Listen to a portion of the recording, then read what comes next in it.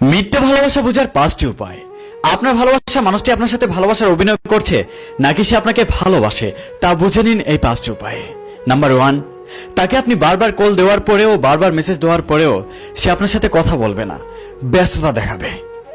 একটা কথা মনে রাখবেন, ফ্রি হয়ে আপনার সাথে যে কথা বলবে সে আপনার সাথে টাইম পাস করছে, আর যে হাজারো ব্যস্ততার মধ্যে আপনার সাথে কথা বলবে সেই আপনাকে ভালোবাসে।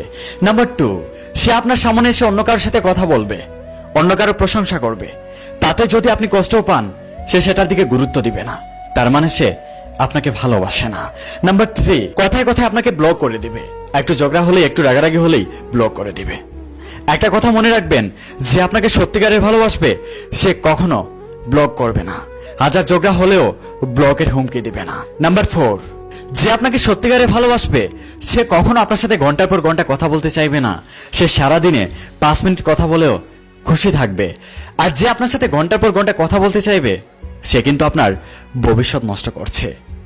যে আপনাকে সত্যিকারের ভালোবাসবে সে আপনার সাথে ঘন্টার পর ঘন্টা কথা না বলবে আপনাকে ভালো কিছু করতে, যাতে করে আপনার ভবিষ্যৎ সুন্দর হয়।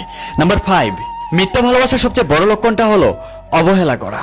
সে আপনাকে বেশি বেশি অবহেলা করবে, আপনি যদি তার অবহেলাতে কষ্ট পান সে আরো বেশি আপনাকে কষ্ট দিবে।